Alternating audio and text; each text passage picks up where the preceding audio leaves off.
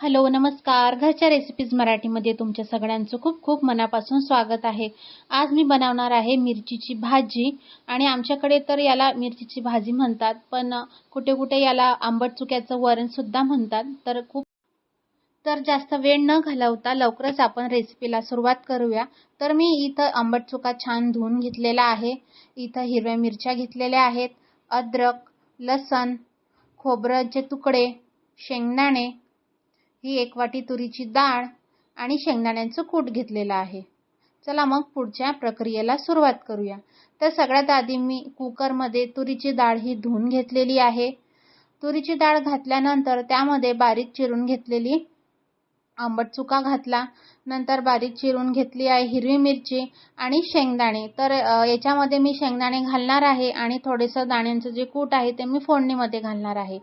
तर याला आवश्यकतेनुसार पाणी घालायचं, शिजेल इतकं पाणी घालायचं आणि आपण याला कुकरला लावून देऊया. तर 3 ते 4 शिट्ट्यांमध्ये छान हे शिजून निघते. तर तुम्ही बघू शकता किती छान शिजलेली आहे ही डाळ. आता काय करूया, ही डाळ आपण रवीने घोटून घेऊया. घोटल्यामुळे डाळ ही छान मिक्स होते आणि मग नंतर फोडणीला सुरुवात करूया. आता फोडणी देण्यासाठी मी कढई गरम करायला ठेवलेली आहे. तर कढईमध्ये मी तेल घातलेलं आहे. तेल चांगल्या प्रकारे तापलेलं आहे. आता त्यामध्ये आपण मोहरी घालूया. तर मोहरी चांगल्या प्रकारे तडतडल्यावर त्यामध्ये जिरं घालायचं आणि मी अद्रक लसणची पेस्ट केली आहे ती यामध्ये घालायची. पेस्ट ही छान तेलामध्ये होऊ द्यायची.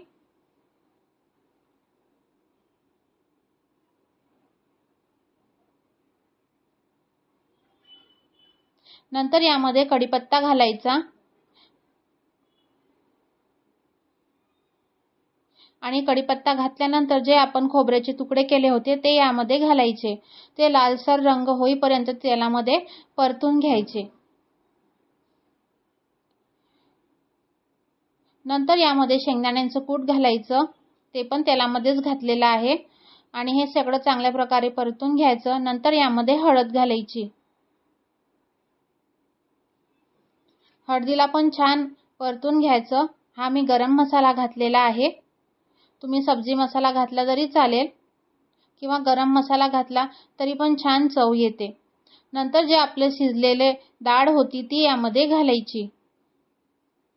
बघा, तुम्ही बघू शकता किती छान याला फोडणी झालेली आहे आणि खूप छान सुगंध येतोय. यामध्ये आवश्यकतेनुसार पाणी घालायचं. जर तुम्हाला घट्ट पाहिजे असेल तर जास्त पाणी नाही घालायचं. आता उकळी येईपर्यंत याला शिजू द्यायचं चांगल्या प्रकारे. तर 2-3 उकळ्या काढून घ्यायच्या याच्या. चवीनुसार वरतून मीठ घातलंय मी. नंतर तुम्ही बघू शकता किती छान उकळत आहे ही भाजी. आता शेवटी आपण वरतून चिरलेला कोथिंबीर घालायचा आहे. तर अशा प्रकारे मिरचीची भाजी किंवा आंबट चुक्याचं वरण तयार आहे. तुम्हाला माझी डिश आवडली असेल, माझी भाजी आवडली असेल, साध्या पद्धतीने मी बनवलेली आहे, तर प्लीज माझ्या चॅनलला सबस्क्राईब करा आणि माझ्या व्हिडिओजला लाईक करा आणि शेअर करा आणि असेच नवीन नवीन व्हिडिओ मी तुमच्यासमोर आणत जाईल. थँक्यू. धन्यवाद.